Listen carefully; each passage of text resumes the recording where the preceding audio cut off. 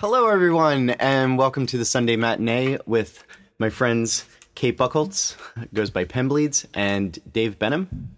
And yeah, we're gonna have some kind of more unusual stuff today than our usual singer-songwriters with guitars.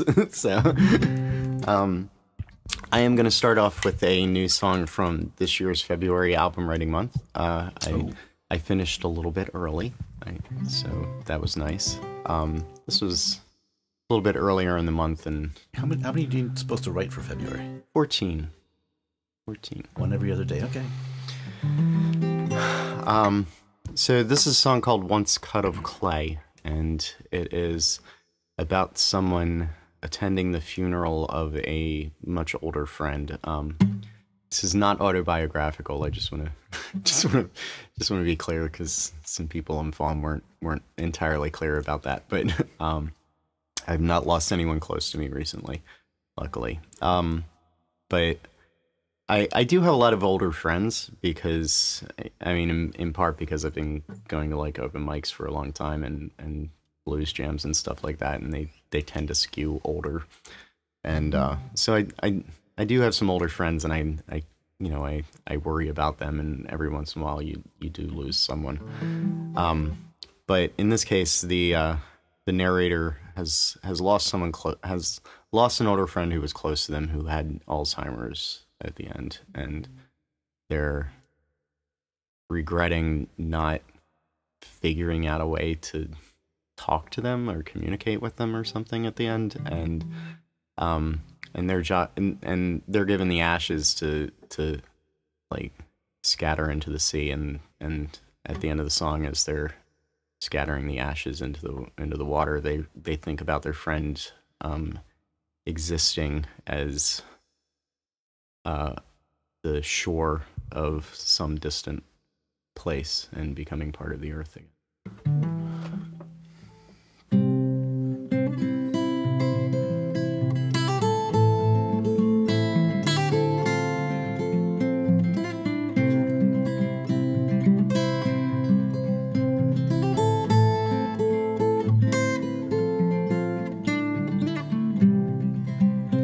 Under the highway, past the graves, there's a rusting gate where we used to stay.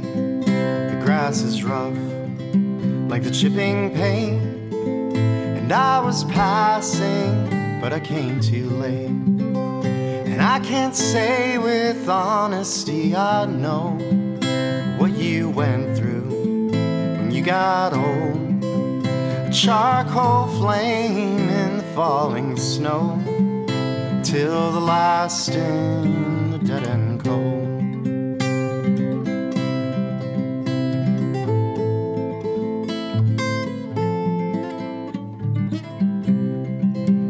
And I would talk, but you'd walk away.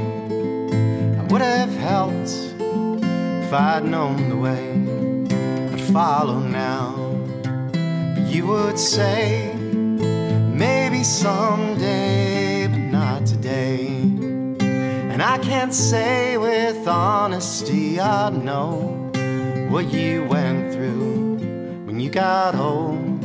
A charcoal flame in the falling snow, till the last in the dead and cold.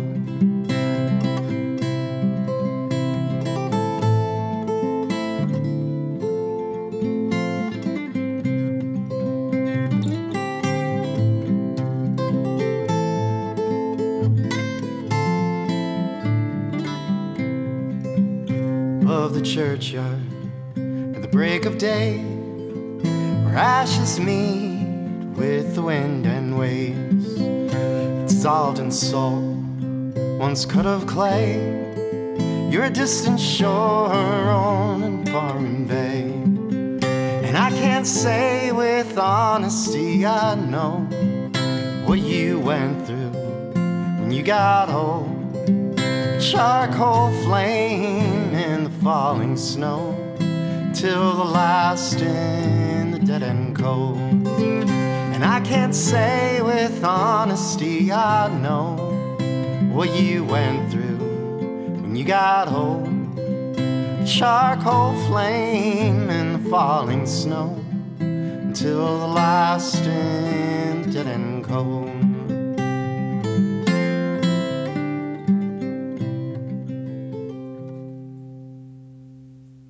Nice.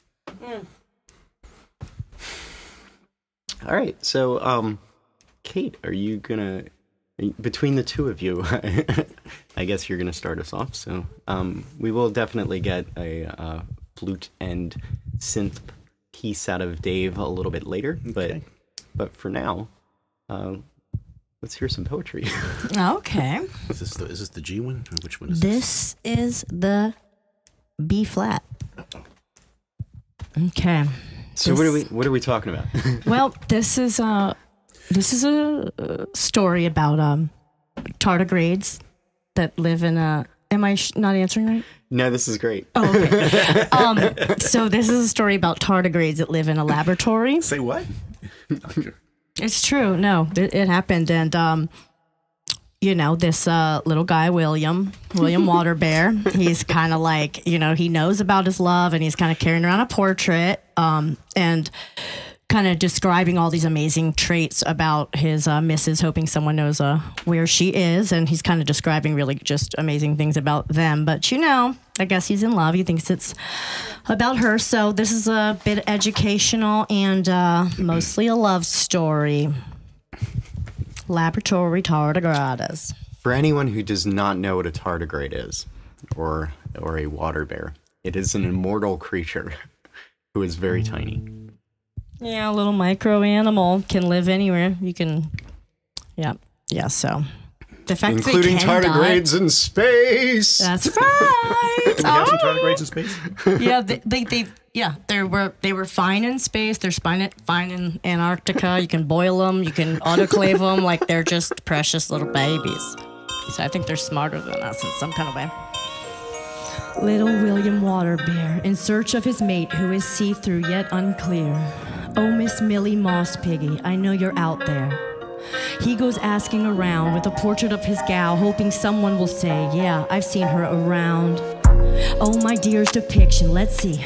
She's a teeny weeny, lumpy stumpy honey bun. Like me, she's open cloaked, full disclosure, transparent microphobe. She's got nothing to hide inside of her birthday suit. She molts, multitasking to shed and poop. That's right, she just ropes her coat while to release precious stones. She's boneless but has many a curved appendage. 4 chitin claws per perfect paw. Calcified crab shell but fancy footed all in all. Her limp legs and backing on backwards flow like the train of a gown until they come in handy, a dangling upside down. On her purty face, a pursed pipe at that puckered little pumpkin. Ah, shucks, that babe's my dumpling. And she is so strong for one thing. Huge threats, no bother. For example, the pond monster. She just walks along it. That brown hydra, looking like a deadly anaconda, and no drama. She goes with the flow, her frozeness withstanding negative 272 degrees Celsius. She's the most resilient in the universe. Tough enough for 1,000 times a human's fatal dose of radiation. Plus, when water boils her, she endures with patience. Then, like the world is on her darling shoulders, the pressure of 6,000 atmospheres won't fold her. She, or I should say we, can drop down to 3% hydration. Then we become a ton, not in weight but in phase. Knowingly she'll waste away and become like a stunned potato bug in a sugar glass case, hardened and sweetened to taste. But she just waits and waits in a mummified state where she may remain for thousands of days, maybe a decade. Amazingly, with 97% water loss, a central spritz ends this cryptobiosis, and then she'll just fill her up and walk it off back to a plump aquatic little bugger. A bad little mother. I've missed Miss Moss the mostest. Oh, Millie, loved at first sight, but she had already left when I met her, and I don't boast this. It was merely a figment of my fine piglet. Even her crystal turds are genuine. After munching and sipping on diatoms, lunches of microalgae silica, which lead to quartz, plus aragonite and chlorella, of course. Moving through her see-through parts, she is what she eats, and my queen, she eats sparkles. Okay, so I suppose that her story goes that she eventually chose to bear offspring. I'd seen her floating with what looked like belly stones, but upon looking close, it was a cuticle sheath in one piece, guarding eggs, protecting them a bit falsely. I approached proper. I knew what I offer and also just what it could cost me. I may never find my Millie, and she may never find she's lost me. Parthenogenic, she don't exactly need me, but gosh, let me stop, I'm really going on. So yes, we had some time alone, about an hour. Well, not Millie really, but her old elder. I crossed my claws that our spawn are safe to thrive after all. In this molted shell that I must tell you held her likeness well. A couple weeks passed, and when I went back, all of our babies had hatched, and ever since then I've been in search of my match. Where is my little Millie at? Where is my little Millie at?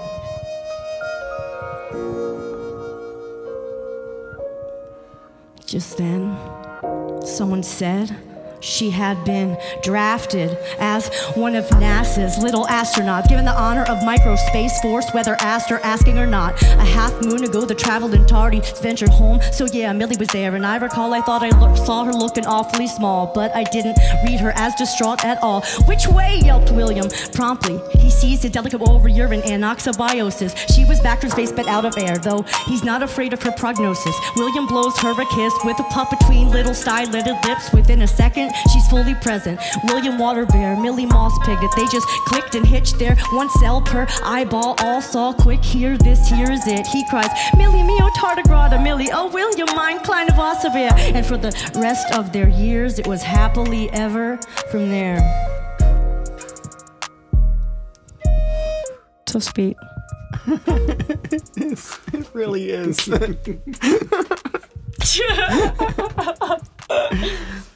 Aw.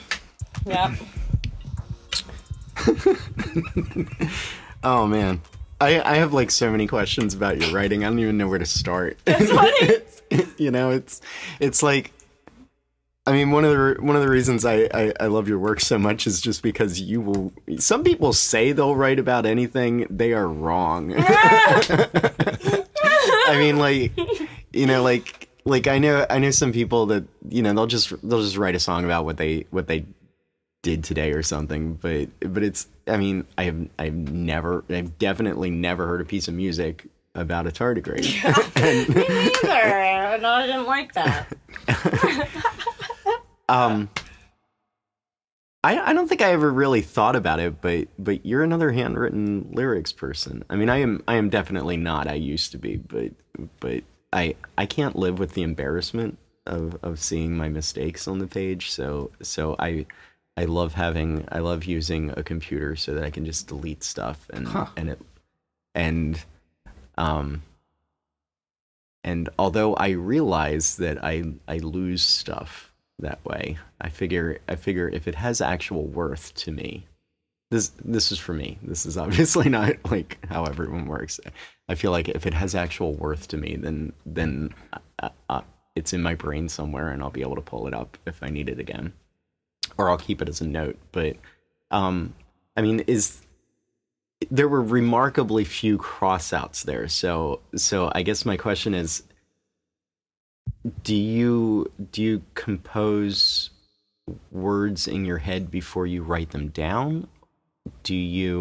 Or is this like a copy from somewhere that has a zillion crossouts? Yeah, like basically so when it comes to something that has a lot of like facts and I have to do a lot of research, there's a lot of steps of it. So, you know, it's like 20 hours of research and compiling things, and then I'll have another thing where I'm like, you know, I'm breaking it down, putting it in sections, and I'm making a story. And so by the end of it, they end up being way too long. And so by the time I'm writing this, it's already been written. It's just that I'm leaving off the things that I, you know, like, so yeah, I end up crossing out like a ton, and then I just literally will look for a beat that is long enough to fit it, and that's how I pick the beat. It's like, do you have enough seconds for this? It's like, you're it. So this is basically, you know, there'll be some things where then once I start to do it, I'll subconsciously sort of change some wording that ends up fitting better, and then that's usually when it gets crossed out in this version, is because I'm like, oh, okay, I accidentally said ventured too many times, that's what the word is, so I cross it out and change it or whatever. So yeah, this would have a lot more cross-outs if it was it just has a drafty feel to it, like, you know, it's like not a final draft look, but it helps by I don't read as fast as I well, I don't read fast at all, but something about the handwriting of it. There's sort of like a visual reminder. Like I think I capture it better, and it captures a lot more. Like I don't think that I would do well with even a printout on a piece of paper compared to that. Yeah, well, I mean, handwriting is a memory aid. Like the physical act of writing something by hand is a memory aid compared to typing. Since I went back to school recently, I'm bad at memorizing things in general, and worse as I get older. It came up at some point where it was like, well, right. There's some people in class sitting there ticking away on a laptop, and I still wrote all my notes by hand, and I find that it helps. But like also sometimes we don't have a printer in the house anymore because it broke. So like last year, like anytime I was writing, I would have to like copy the lyrics from online if I wanted to print out. And it does help remember. So yep. There's something to it. I just can't bring myself to compose that way. I don't know. It's like, oh yeah. I mean, it's like something about seeing the reminder that I didn't get it right. Well, usually when things come to me and it's finally done, it is coming out so fast, and I definitely wouldn't be able to type. So I'm glad they still make pen and paper. You can write faster than you can type. It's more like, but something happens that like, I don't know. It's like another mode. It's very different than when my mind is like going. It's sort of like my pen. That's why I say Penbleeds, because it is like a nosebleed when it comes out, and I'm like, give me the piece of paper. It's coming, So, But then, yeah. So yeah. I'm glad there's still the option. Yeah. Yeah. All right. Oh yay. All right. I'm gonna do a song about blindness. I'm not stealing your thunder here, right? Why? To do this one? Oh, stop! Oh my god, I'm so excited. Kate covered this, which is incredibly flattering. It's not the first time I've had a song covered, but it is the first time I think I've had a song covered by someone who like it was like just learning an instrument, and it's I think it was the second thing that I learned at all. Yeah. Which is like unbelievably flattering. Oh, so, good. Actually, I'm doing it in your key now. Oh my god, that's awesome. It's less dreary. This is called Part of Your Blindness too. It is no longer available online, so I hope you got your copy for the brief time that it was. Wow. I am not good about feeling at home in any sort of community, and I don't know what to do about that most of the time.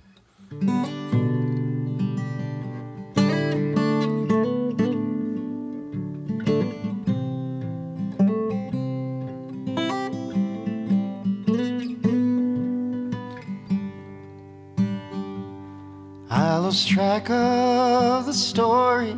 What's the last thing you said?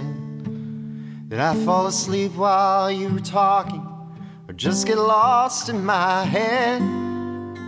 Cheap rooms and black top, and the stars still look the same. So I'll call you next week from some other place. To everyone I knew, sometimes leaving's what you do. You were in my blind spot, I'm part of your blindness too. And if you wanna know your home, from far away you can see. But if you really wanna know the truth, here's what's bothering me. Wherever I went, no matter how far I'd go, wherever I'd stay, I never called it home.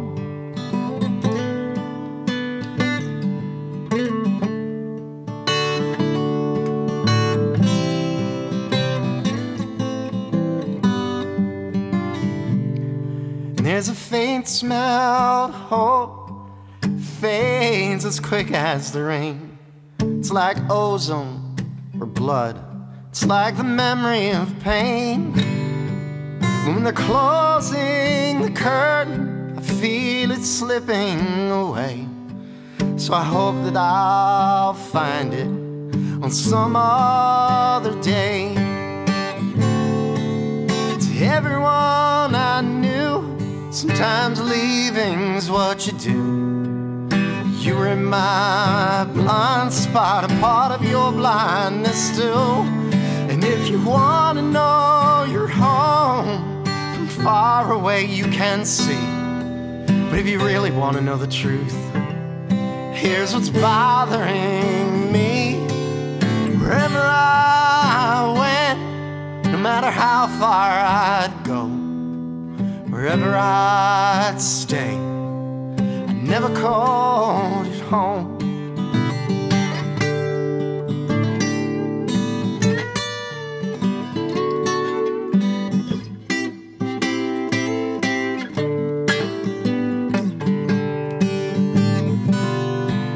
And someday when I'm sated, if I can hold out that long, I'll lay down ambition and confess in a song. To everyone I knew, sometimes leaving's what you do. You were in my blind spot, I'm part of your blindness too. And if you want to know your home, from far away you can see. But if you really want to know the truth, here's what's bothering me. Wherever I went, no matter how far I'd go, wherever I'd stay, I never called it home. Wherever I went, no matter how far I'd go, wherever I'd stay, I never called it home.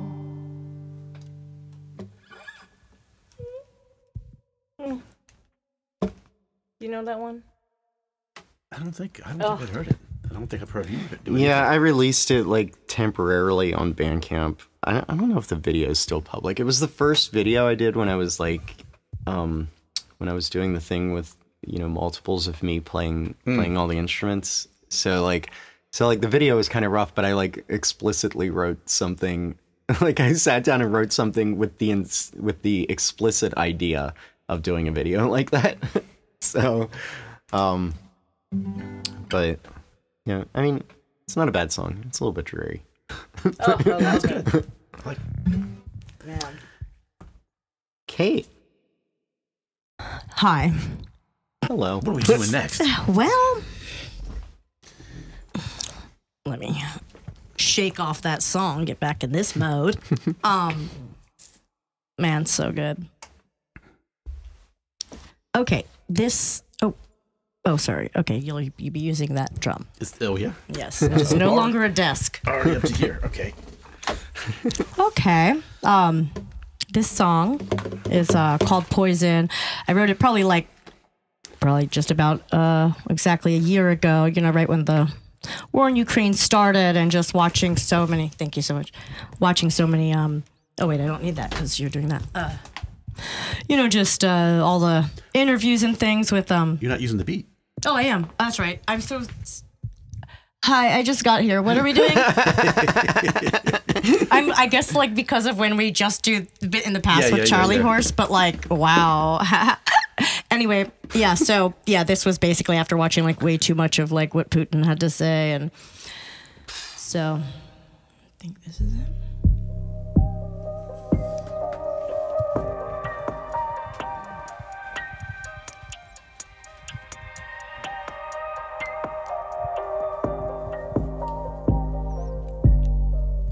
Paint the sounds of your intentions with the blood of the innocents. Faint is the pound of poor attention. This can't take patience, he said. Own thy neighbor with elation, friends or foes in other nations. Pitch daggers with silencers of unwilling participants of violence. Ballistic stretches puffed up past your highness. Don't give a toss and turn. Humanity parched by this asinine thirst to keep the people nursing these hurts. Go ahead, strong arm babies first.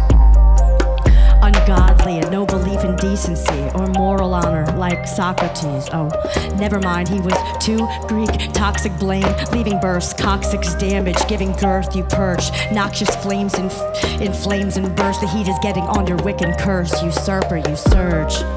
With acquiescence at best they serve. What nerve? To face the brow, to file off the precipice. You wanna die on that hill, wrought with iron fists, not deficits. To put your stake in tension, breaking bonds, to build your new home from the bones of all those you sentence. Paint the sounds of your intentions with false pride, which gallops on the ground where bombs scallop, scarring indentations, and scalp the powdered wig of judgment. Slap the upside down bottom or crowning of infants through the ages. For unfounded father sacrificial payments until nary a craving unquenched. The abandoned's tears may drench as the drafted are wrenched. Will they ever see one another again? Pain is plain as the running noses on their faces, speaking only with the tongues of sneakers. Peaceful leaders chased to perform war. May they endure and pace themselves through treason and any clean leaders of water, for they may not pay in ounces or pounds or reason. Fleet of the Black Sea at Snake Island surrounds. Who really put what arms up or arms down for more blood to paint each town once safe and sound? To face the brow, to file off the precipice. You wanna die on that hill wrought with iron fists, not deficits, or put your stake in tension, breaking bonds to build your home from the bones of all those you sentence. Blood red painted intentions without principle. Divine Spirit bless and protect these people.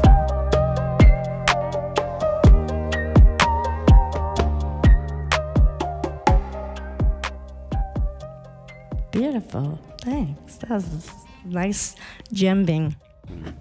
Were you debating? Did I hear you debating beforehand whether to do that one? Yes. Wasn't that silly? That he was wondering about not doing it? It's good. You did it like we'd done it before. Yeah, all these songs I haven't heard any of these songs until I know, it's like within the last 45 minutes. Oh man. Yep. None of them on the set list. You guys didn't do any of them last summer? No. No, when we did them again, like after doing the Salsa Arts in the Park and then doing two of the gathering at the refuge, we were like, all right, next year, new set. So we're all learning it right now. I had heard the Tardigrade, actually. I hadn't, I mean, we met through the virtual open mic, Rob's open mic. I'm really touched that you don't remember me from T-Volve. Oh my God. Whatever. It's still Rob's open mics. I want, yes. Go on. I never actually met you at T-Volve. Oh, I know. I know. It was sad that it... But anyway, I'm so sorry about that. So we met through that. Well, but I haven't participated in the open mic. I've got involved with programming modules for VCV Rack, and I was gone for 2 months, so I haven't heard all your recent stuff. Yeah, cool. Yeah, same. You keep having new stuff. We got to hear a new one already from you. This is fun. Everyone keeps writing new stuff. It's good. It's good. That's that's what it's all about, right? Yeah. Eventually something's got to be good enough to, right? I'm gonna do another Blindness song. So.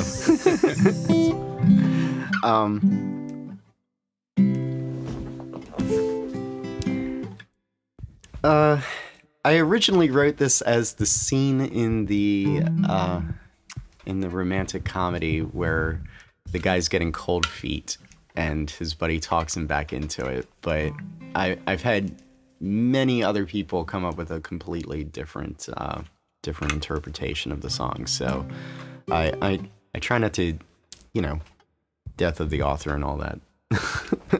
But this is called Wild, Deep, and Blind. And let's see. I think I wrote this one straight through. I think I just started with the first verse and it just kind of came together like in order. With a little bit of tweaking, of course.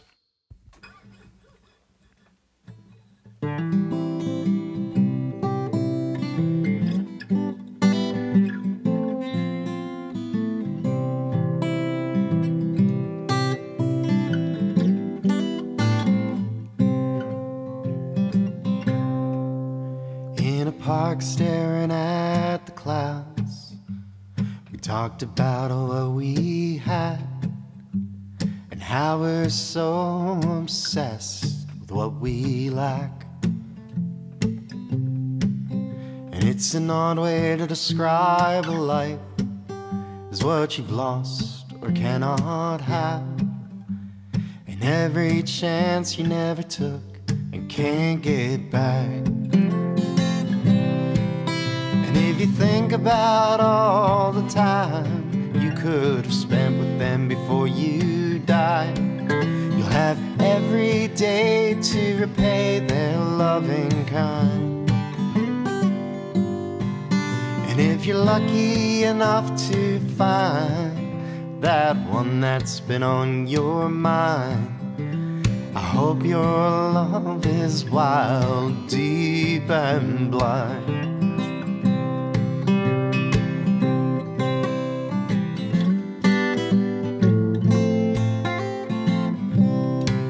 I watch your nervous hands and feet. You said I'm hungry but still can't eat.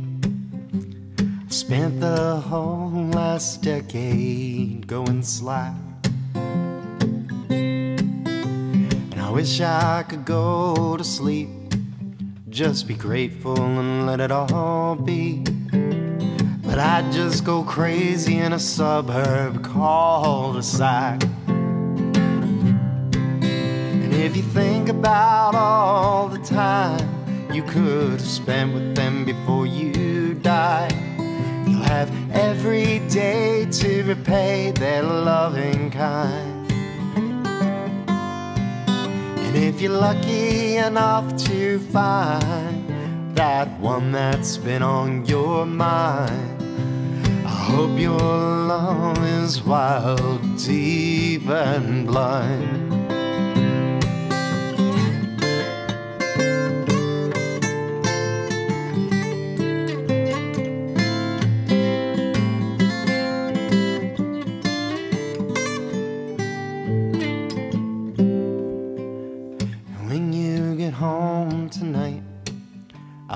Your mind is quieter than mine. I hope you'll make it through the day intact. But one thing before I go, maybe some advice I wish I'd known. There's some things you keep forever and don't throw back. If you think about all the time you could have spent with them before you die, you'll have every day to repay their loving kind. And if you're lucky enough to find that one that's been on your mind, I hope your love is wild, deep and blind. I hope you're lucky enough to find that one that's been on your mind, that your love is wild, deep and blind.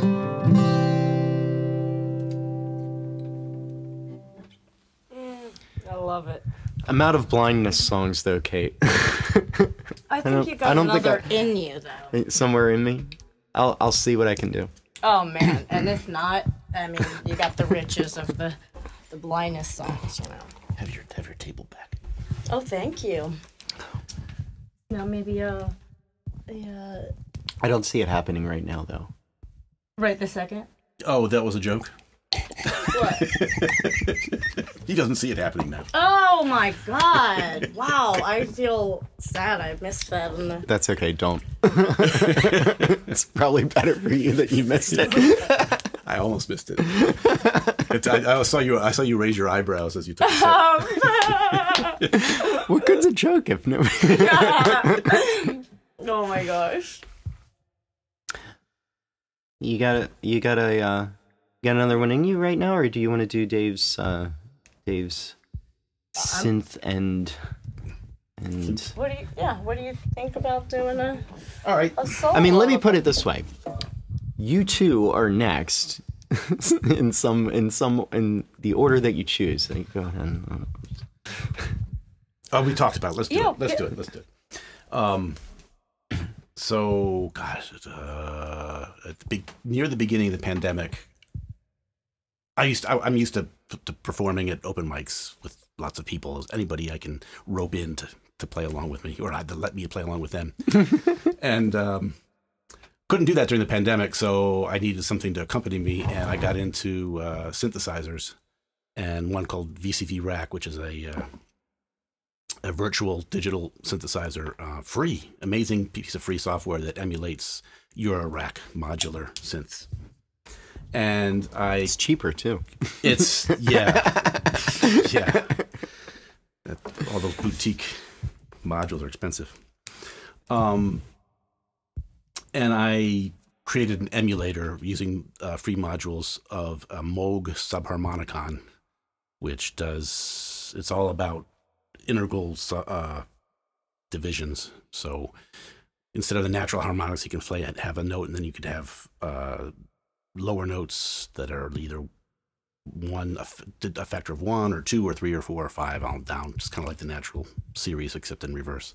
And the same thing with the rhythms, they're subdivisions. But anyway, I put this patch together, and I've gotten a lot of songs out of this thing. It's a lot of fun to work with. And this one I did at the open mic last fall, and I was playing it, and Rob, it's 30 beats per minute, very, very slow, so you're not even going to hear a rhythm. Wow, that is actually below the threshold that humans can detect a beat. Yes, it's really slow. Yeah. And Rob mentioned something about slothcore. Oh my God! Yes. There's a February album writing month. Every once in a while, people will come up with like meme genres, and I think 2020 was the year of slothcore. That was a real thing. Yes. Oh my God. Oh and people my will still do it every once in a while, and it just makes me giggle so much. That is beautiful. So maybe I'm doing it. and we're still in February. Yeah. Yeah. Yeah. And you have a portrait of you as a sloth doing a flute. So That's right. So Rob Hinkle mentioned Heart of a Whale, and he thought it was excited whale at 30 beats per minute. I was reading, I think it was an Italian research paper, because whales, their heart rate ranges from like 2 beats per minute when they dive way down deep, and then when they come up to the surface, it goes up to like 30 beats, 35 or something like. I'm sorry, no. Faster ending. Yeah, it was. Yeah, now I'm confused. Now I can't remember.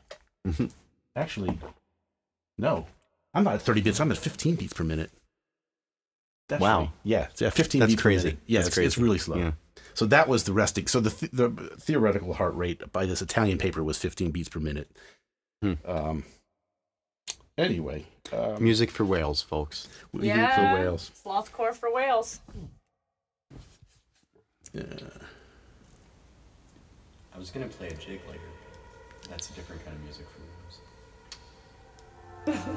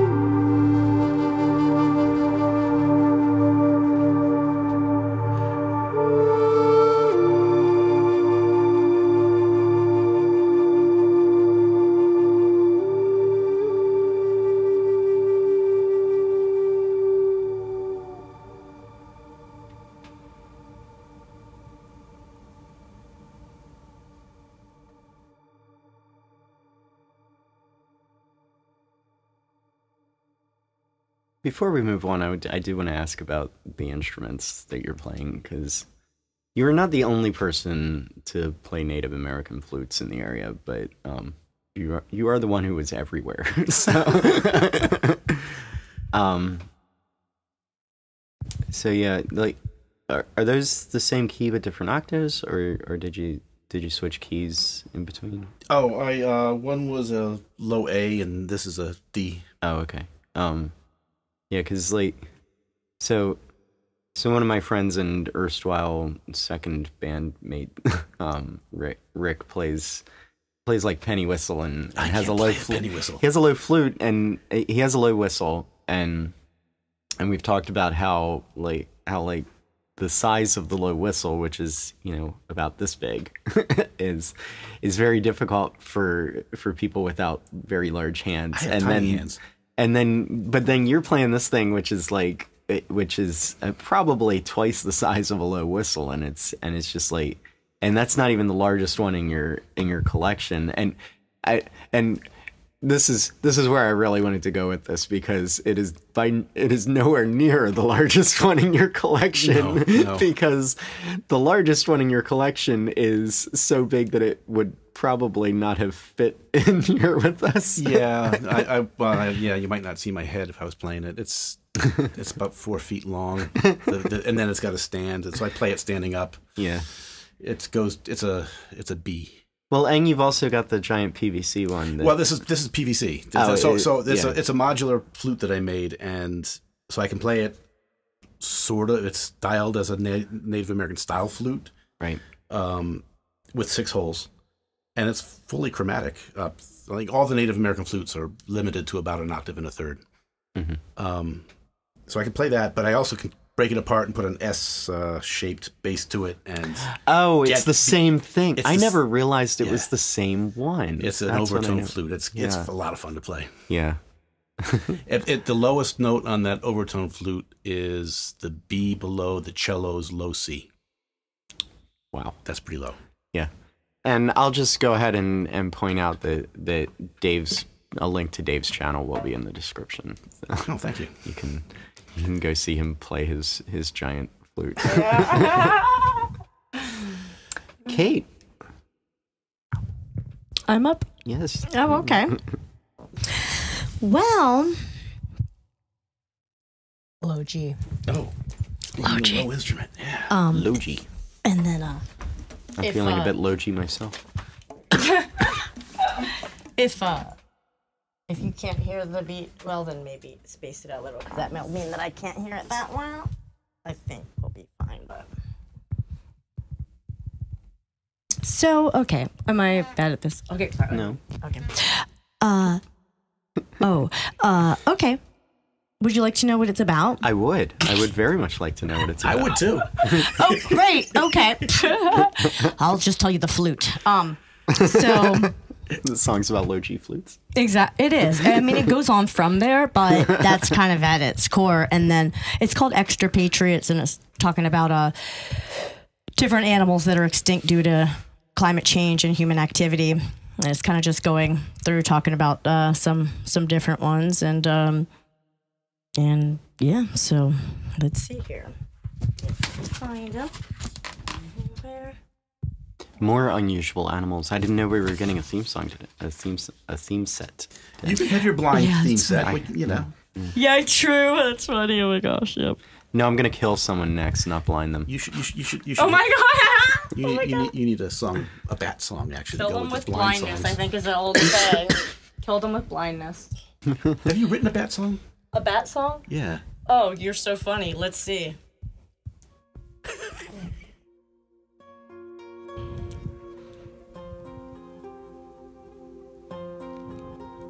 Our brothers and sisters, please listen. Many of us have gone missing, out on ranges, at treetops, sandy beaches, inside of caves. A siren blows shivers down rivers into ocean waves. She waves goodbye to those it's too late to save, those taken by anthropogenic extirpation and climate change. So now now come down by the Great Barrier Reef. Living quite well were the bramble K Melamies on a small coral cap in the Australian Northeast. What a bunch of sweet, sick, little 6-inch short-eared peoples. Well, rodents. Either way, we love their long tail and large feet. Gray Ballard, Auburn, quarter pounders living in flats 10 feet above water surface. Worked perfect until the man came with their plans and purpose. Then rising waters from global warming caused mass drowning, home wrecking, and murder. Our bramble K Melamies were the very first mammalian extinction. Strictly from the pause and acidity of human activity, so many will follow with sickening. R.I.P. Bramble K Melamies. Continuing down the rodentia, the bulldog rat deserves a mention. Endemic to Christmas Island before all vanished on the coast of the Indian Ocean. So sailors came, and unbeknownst to them, they were the vessel of permanent damage. Packed black rats aboard and carried disease in like swords, and killing every bulldog rat in one Christmas slaying season. Over in Cebu, Philippines, walked a precious Cebu warty pig. Due to habitat destruction, this fine neighbor has become extinct. Called Babu Sulap in Cebuano when they had the cutest pinchable jowls. And if you had the chance, you'd want to. But it's too late, and ain't that some guano? Now to Guam, we've come along to mourn, to stand where they were from. The little Mariana's fruit bat, so little it had a 2-foot wingspan. The Guam flying fox, don't look up for them, look back, as they are a thing of the past. Ruthless poaching and loss of habitat took these peaceful vegans and all the Micronesia tiny megabats. Gentleness did them no favor, death not senseless enough to bear savior. In North America, the sea mink is deemed recently extinct, and seaward leaning from New England. Sure, they were the biggest minks, most adorable, and makes the most desirable furs. The greed for the red hair and big size led explorers to retire them all. Whoops, that's unregulated trade, folks. Bloodbath for their warm and cozy coats. Many times from the traps laid a sea mink would escape, and if it found a small pocket, it hid in the rocky ledge to wait. But it was quickly dug out of it with crowbars to unwedge it, scared and shaking. Or instead, if out of reach, shoot the terrified mink mommy dead. And then with a sharp iron rod, poke at it to prod to get her body out of sight. Hidden from these human beasts, they smoked them out. First suffocated, then retrieved, and they were hunted in daylight, so they became active at nighttime. But running just wasn't enough with no place to hide, and they were never ones to fight. So eventually, we said our final, painful goodbye. Now there is a true tough guy that comes to mind, the western black rhino. Though since 2006 there's been no signs of life, poached them right to their collective demise. And usually they just browse around for shoots and leaves to eat. They used a keen sense of scent and intensely sharp hearing, and they were very nearsighted but could snap around 180 degrees in a split second. Still too many poachers managed to approach close enough to checkmate them. Western black rhino went from once the most abundant to now zero incumbents, and only their horns on wealthy mantles for owners' glory. Real pieces of them displaying the points of their real sad story. Coral biodiversity is facing enormous adversity. Not all loss is irreversibly, but it's a delicate balance of weight on an eggshell. The coral reef is so depleted, bleached, and diseased beyond belief, and so many of us have really meant well. Climate change destroys and degrades domains and threatens survival of each group, forced to rearrange and meet new predators and new strains. Change in environment can compel migration. Breeding times are early, and so too early ends the gestation. For instance, the warmer the sand of incubation, the more the green sea turtle eggs hatch. Females on these warm nesting beaches, up to 99% chicks, unbelievably. These turtles are endangered, and the gender imbalance challenges caused by tampered weather, as in nurture, not nature. Plus, interbreeding of these greenies, climate-inspired hybridization is making genetic mutations. The last green sea turtle is something we're truly facing. Please, let's use less plastic, less packaging, less murdered fashions, and I'm pointing to myself as well, as it's a call to all to take realistic action. Your favorite animal is asking.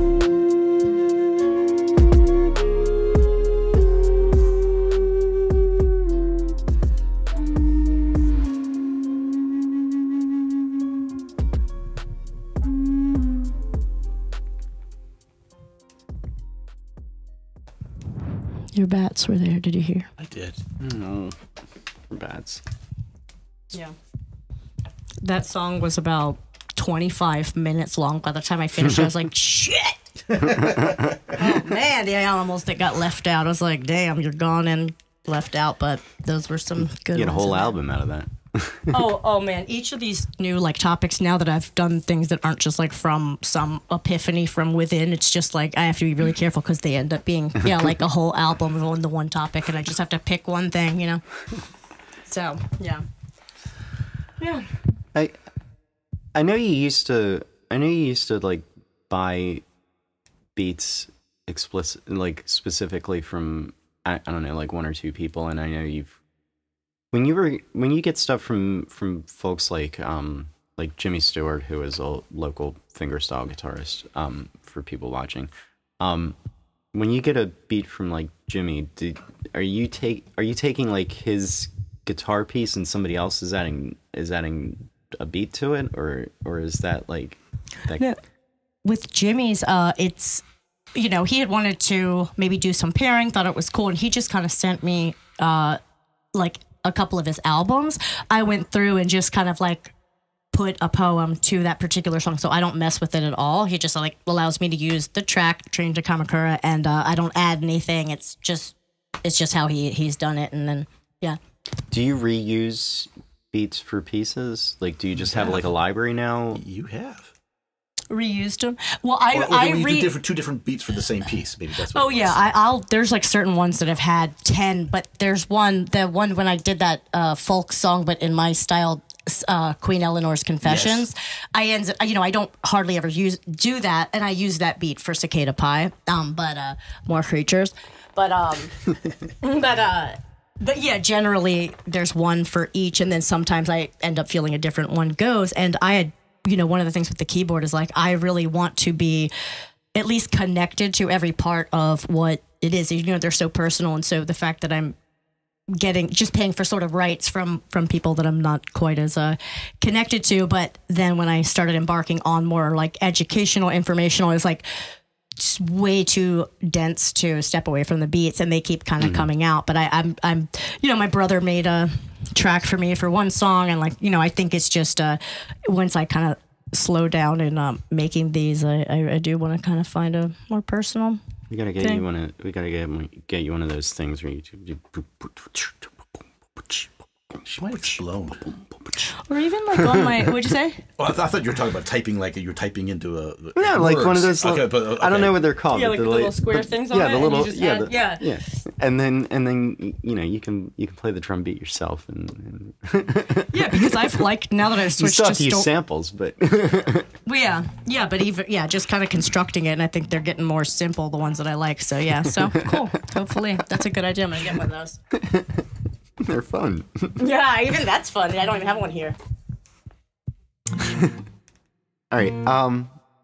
Well, I haven't killed anyone today, so let's deal with that. Lexa asked me to play Vincent Black Lightning, so I think I don't know if it's been 2 weeks since I played Richard Thompson. It's been or a month since I played Richard Thompson. I'm not sure, but it keeps happening. So. Oh, wow. All right.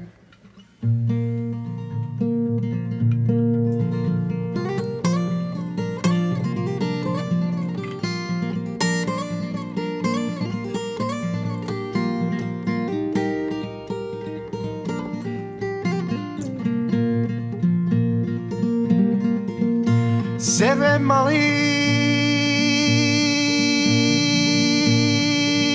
to James, that's a fine motorbike. Well, a girl could feel special on any such line. Said James to Red Molly, well, my hat's off to you. It's a Vincent Black Lightning 1952. And I've seen you at the corners and cafes, it seems. Red hair and black leather, my favorite color scheme. And he pulled her on behind, down to Box Hill. They did ride.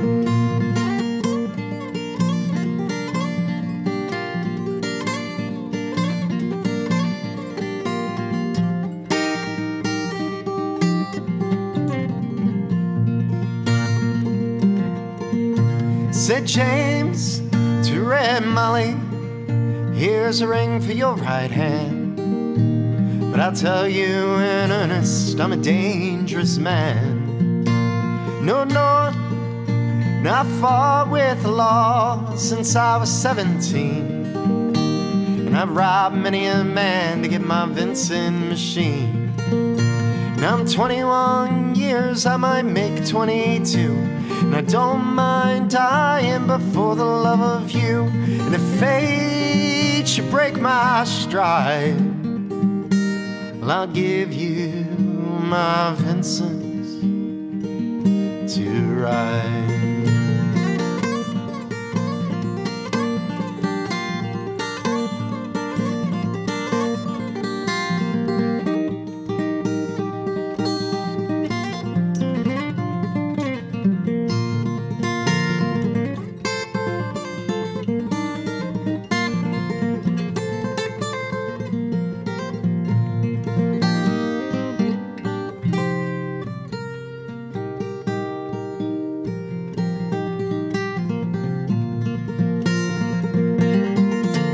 Come down, Red Molly, called Sergeant McCrae. They take young James 80 for armed robbery. A shotgun blast hit his chest, left nothing inside. Come down, Red Molly, to his dying bedside. When she got to the hospital, there wasn't much left. He was running out of road, he was running out of breath. She smiled to see him cry. He said, I'll give you my Vincent to ride.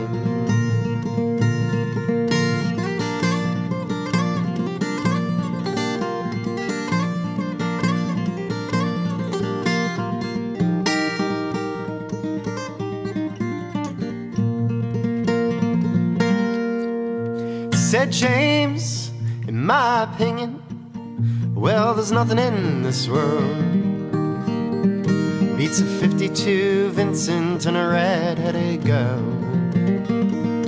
No Nortons and Indians and Greaveses won't do. They don't have a soul like a Vincent 52. And he took her hand and he slipped her the keys. Said, I've got no further use for these. I see angels on aerials and leather and chrome, swooping down from heaven to carry me home. And he gave her one last kiss and died. And he gave her his Vincent to ride.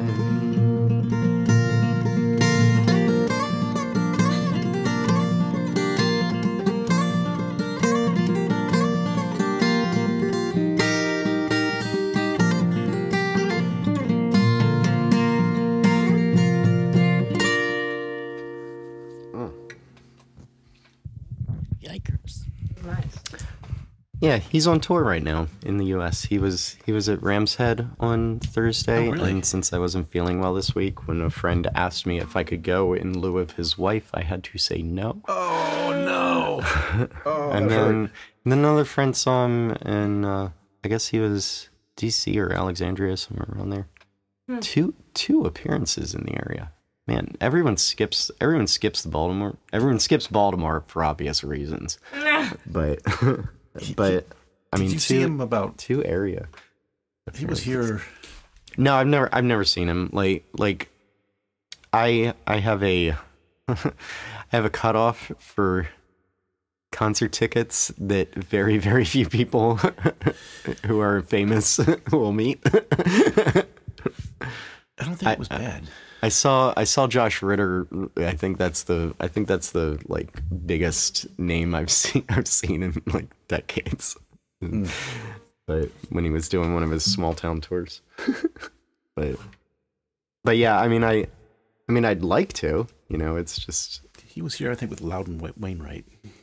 yeah. The third, or no, wait, I'm confused. Was he the one that died? No, what am I? I don't know. I'm bad. I gotta shut up. Kate. Do you agree that you're like a? Well, I think I need to add one more person to it, but I always feel like you are a blend of like Willie Nelson, Mark Knopfler, and Conor Oberst. I feel like Willie Nelson. Yeah, like there's certain songs that I like of his that I feel like there's this sort of quality that I'll be like, but only with the other two mixed in, not like this sometimes, that sometimes, like all of them together all the time. I like to think I'm a blend of my mother and father. No, you are too in this totally different way, though. You know what I mean? Can I just tell you what your dad? You know, I've told you your dad has a really good like commentary, sort of like funny or whatever. But after the Extirpatriots one, after that we just did, he was like, "You know what?" And the song was just teetering off. You know, he's like, "You know what?" He's like, you know. You know, he's watching this. Cool, awesome, okay, awesome. No, I love you, Steve. I think he knows that. But like, no, it's just so funny that the things that he says. But he was just like, I had the opportunity once to have green sea turtle soup. And it was so delicious. And he was like, you can't have it now. And I was just like, that is what you got from it. It was just so hysterical because like this song is just teetering off and he's just, I mean, it was delicious. You can't do it anymore. But back then I was just like, oh my gosh. But it was like, that's the type of, I don't know. I just always love it. Oh, so good. Hi, Dad. I know. Hi. I always enjoy him so much.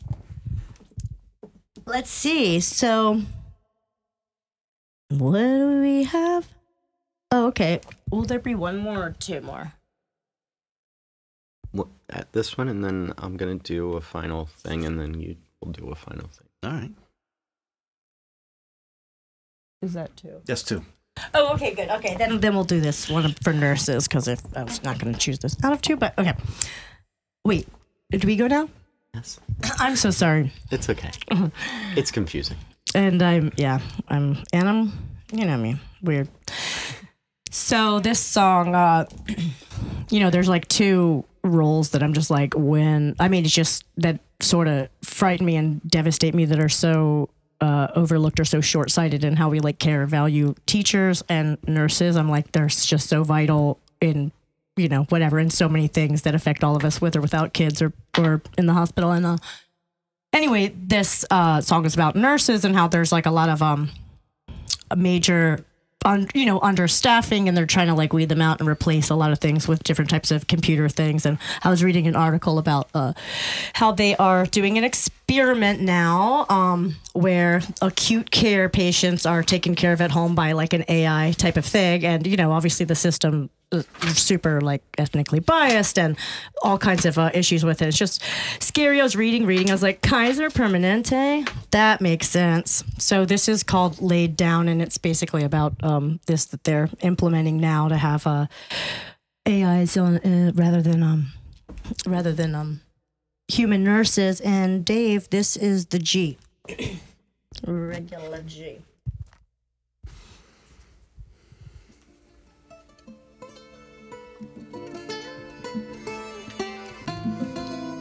Hello? Hello? Hello?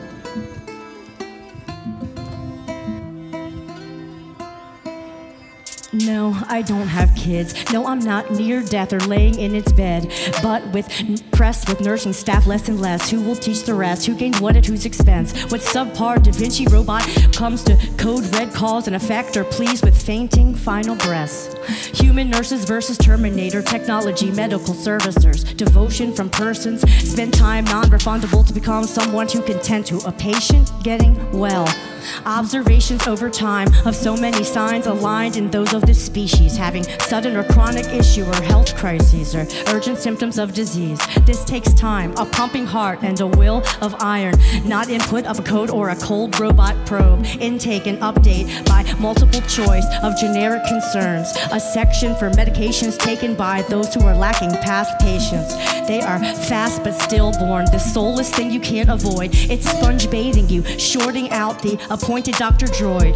If you slip and fall, how will it hoist? If you switch your mind and voice, do not resuscitate. Can it and will it honor your choice?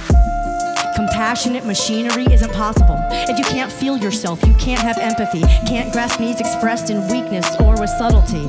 Or in a language accent it can't compute to answer back or understand, but will spew a skewed and technical science-based dialect and then can't perceive to deduce an infection with a typical presentation. The frigid digits of the hand segment of the assigned advocate. These fake nurses pay you visits and counterfeit. Take the pulse away, force the cost to raise. Misery, forced loss of dignity. Automated and ethnically biased, running acute care patients out like pariahs, closing down advanced care facilities. What oaths and obligations might protect approaches psychologically. Kaiser temporarily, not permanently, and monitoring remotely. So revenue is through the virtual roof. And I suppose humans with various calls for access can tune in to watch you in any private moment spent alone at your own address.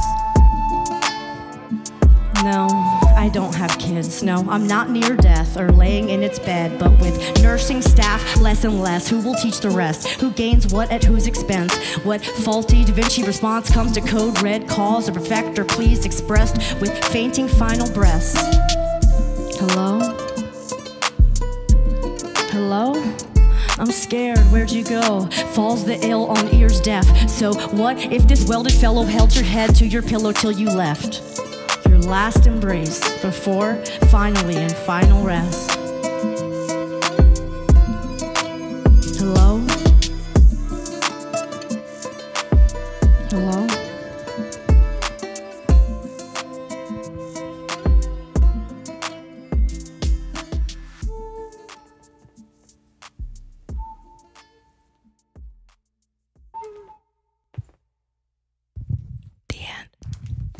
You probably guessed that.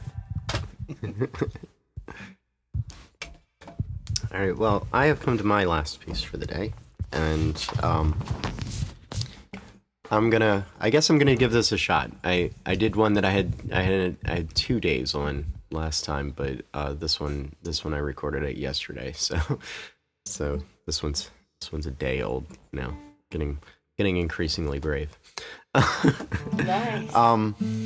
So the song that I opened with, I was one of the very few sets of lyrics that I wrote this year. I actually only wrote 3 sets of lyrics. The rest of what I did this year was all Celtic styled, finger style guitar pieces. And this was actually, I will say this was probably my most difficult FAWM, which sounds funny considering that almost every piece is just a guitar. But I mean, and I've done years where every single song was a full band production where I was playing every part, or in some cases programming drums before I could play them. But there's something very different about writing a solo guitar piece and having to play it through correctly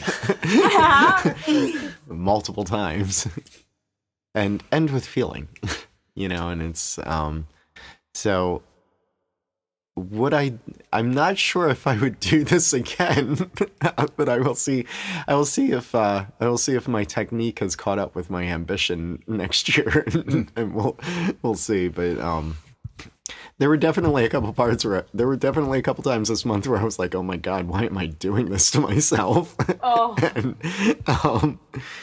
But I think that every year. I think, why am I doing this to myself every year? But the ultimate answer is because I enjoy the final product, right?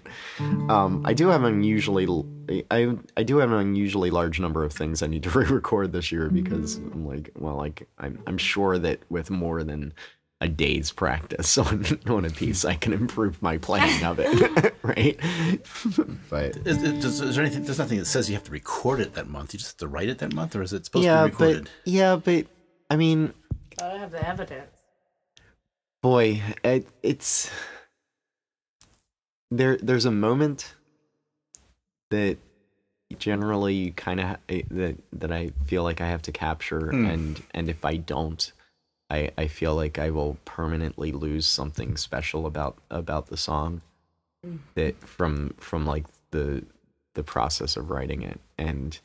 And I have certainly written sets of lyrics at other times in the year where I didn't have a demo, and I didn't end up with a demo, or where I just rewrote the song enough times that I wouldn't have been happy with any demo that I recorded of it at the time. But by the time I go through the process of actually like recording a demo, I've generally solidified a piece in my mind, and I can't change it a lot. It enters my long-term memory, and it takes a huge amount of work to extract it and fix it. But with stuff like this, I mean, I compose it in something called Muse Score. I actually write out all my things now like that. I actually compose them in actual notation. But it's not this. It's very much not the same to have it played by MIDI, and No. and there's something to be said too, where like, just because something sounds good when you hit play on it, and a computer plays it back to you, doesn't mean that it sounds good on the actual instrument. So usually, like, even if I'm like sitting here writing bar by bar on my instrument, there's a process of rewriting that I go through as I'm working on playing the entire piece all the way through, and frequently it's an improvement, because for a very specific reason. I have to be able to remember it. And if you like, it doesn't matter like how impressive a bar is. Like, I can play all sorts of fast notes, but it doesn't matter if you can't remember it. And the important thing is to get a memorable tune. And it's very much like anything you have to remember for singing. And sometimes I'll walk around the house humming or whistling the tune to make sure that, wow, do I get stuck on this? Like, is it possible to hum this? Like, is it bad if I can't? Because I feel like maybe it might be. But while it is certainly true that I could just post something that I wrote, I feel like for me, I must go through the process of actually, during February, I feel like I must go through the process of actually getting to the point where I'm like, okay, this is how I imagine that it is, whether or not it needs to be played slightly better later.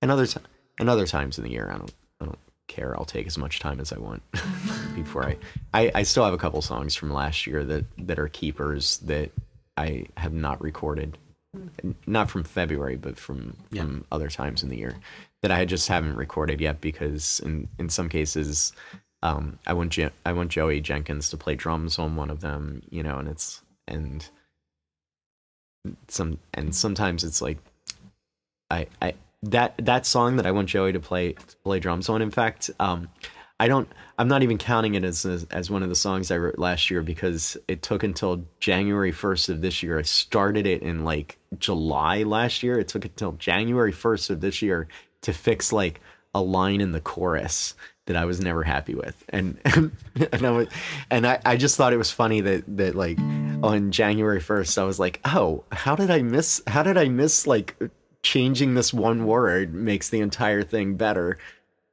And I'm not going to include it in my writes from last year. This is called Snowdrop Waltz. And I wrote this after we went on a walk through our neighborhood during a gorgeous 76-degree day in Baltimore, 2 days before it snowed.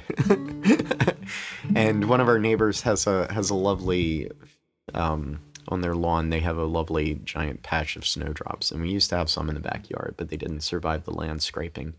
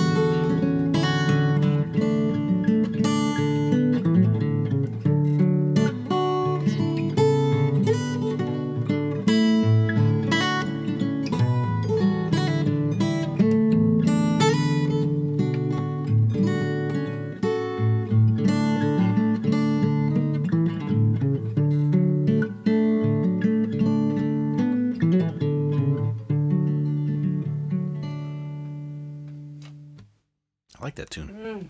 Well, thank you.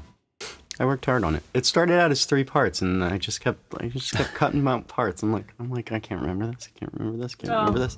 Eventually, it just gets shorter and shorter. You could write lyrics to it. You could, but it sounds singable. You could, and I just like. It's not where my heart is That's right fine. now. It's not where my heart is right sure. now. No, I enjoyed it. Yeah, I love it. But I mean, there is actually one piece that I wrote this year that was one of the sets of lyrics. Or I wrote four sets of lyrics. One of them, though, the song part was actually a jig. And so like I wrote the jig, I wrote a set of jigs, and then I went back and I wrote words to sing as the jig, and it was a mistake. Like I need to re-record it because I'm like singing this jig part does not work for me. Like, it's not that it sounds bad, it's like it doesn't work for me. I can't sing it.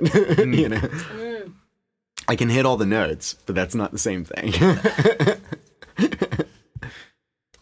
All right, so are you gonna take us out? Okay. This was with a B flute. Did I get that right? I believe, yes, exactly right. Exactly right. This is called the B flute. The B fluted. flute. B fluted. Do you use fluter, flautist, or flutist? I don't normally hear either, but I would, if I used the word, I would say flautist, I think. Okay. I was just curious. Okay. So, this is called Sallyboy the Waterdog, and this is about a salamander, the Neuse River Waterdog, coolest name ever, which is in North Carolina, but it has the biggest genome, and only in the last year or something did they finally read its whole long ass genome. But when I was reading the article about it, I was just fascinated at just the creature. And so this is about his functions, his features, and all that. Is this it? No, that's not. I noticed that we are bookending with water animals.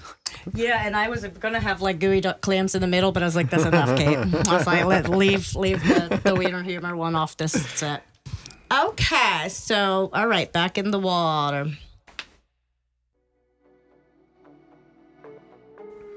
Oops, I'm so sorry.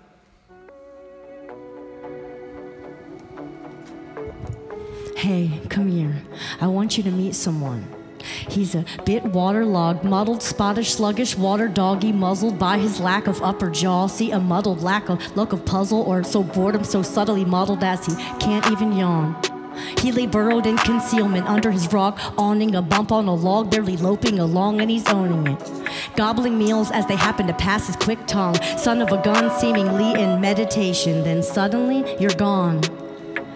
Charming old overgrown larva, flaccid baby arms can't hold a lover, till here comes his princess and they link single digits like a pinky swear to a partnered pair in health and in sickness. See, they're supposed to have at least one toe to a couple, together doubled. Say now, I see she shall explore, looking into his hunky larval flourish to see how he adores her. She is watching his massive red blood cells bounce and dash around in this blushing, crushing stud. A connection is buzzing now. Separation can't be bared, with fragile hearts broken like paper tears. A body with a physique of apparent betrayal, primed for appeal, but that's in our view of fitness and the way that our resilience appears. And survival's not like beauty to be measured by the seer. Only skin deep of this treasure is somewhat clear. How did he begin? A whole century young and still in his placenta film skin, sliming and thin, distorted organs and a body a bit unfortunate. No longer is the will or ability to be a landlubber willingly. Weakling widow extremities, can't handle much with absence of some fingies. Too strenuous is metamorphosis, can't hold a candle to his still and patient hovering. If it's not a must to develop it, Waterdog don't bother with barely any toes if he goes for rear legs at all. Honestly, between you and me, bones of the feet and skull are soft spots for for this fellow. He's not a baby about it, it's just he's literally embryonic. Peter Pan and he can't help it. Forever Babe will never be a Toys R Us kid, or at least I doubt it. Cause the only thing in his will is to live. He has different limits and still for what gives. He may not need the heart we feel so valuable, the brain we think reigns so powerful. His tongue must be quicker and keener than a sharp mind or a bullet so inferior. He's both simple and complex. A lot is going on inside of our friend, so let us dig in. Cells so swollen, he's packing a bigger genome than any four-legger known. Though the marbled lungfish has the absolute largest, but our butt is on its tail, trailing right behind it. Speaking of lungs, mud pups and water dogs function without and instead breathe through his smooth dermis. This embryonic plethydonid, he could use a prostodontist. Within him is a parasitic DNA gone haywire in the body of this fuddy-duddy, sluggardly little buddy with a serious look upon his face like, what's so funny, honey? In his simple brain that can regenerate, was there atomic fancification to create anatomic so fascinating yet grotesquely basic? Is that degrading? Maybe. Not known for his brain, bronze, or looks, but his species found a loophole that escapes all of us. Just like the majorly inflated genome, while the man himself manages to have a total lack of ego. Ballooning of the chromosomes, bloated belly full of confetti transposons. Scientists were avoiding reading its DNA cause its sequence and makes math pi a sprinkle or a sprint. Like the hellbender, this fine salamander carries the parasitic torch of his ancestors from 200 million years ago. Often over time, one usually finds they've been pruning away at any threatening mutation which proliferates. They're slow to dispose so those transposons don't accumulate. They have the lowest of the low metabolic rate and the lowest need for oxygen of any vertebrate. These special guy cells aren't specialized so well. Optic nerves with rumsprung neural fibers gone wild. The gray matters without single files for visual messages arrival. What does his tectum provide? While inside a wild ride of neurons chaotic, but with his misses by his slippery side, all feel symbiotic and fine. Ventricles held in walls like wet toilet tissue shells. Can't hold in feelings, see through it, shows and tells. Seen as a hollow place, so, but maybe where his spirit dwells. Welling up with introns so rich, land is of no interest. He can love and feed, so his perch he shall not leave in earnest. And having no instinct for conquest, rather stay and sever and regrow, though awfully slow with that big old genome. He requires less formation of muscle or bone, cause he's got his lady and his pantry and his modest little home. He doesn't need his heart to love or brains to have a mind of his own. He doesn't need lungs to breathe or working hands to have and to hold. For this darling's perplexing existence alone, he is truly worth his genome in gold.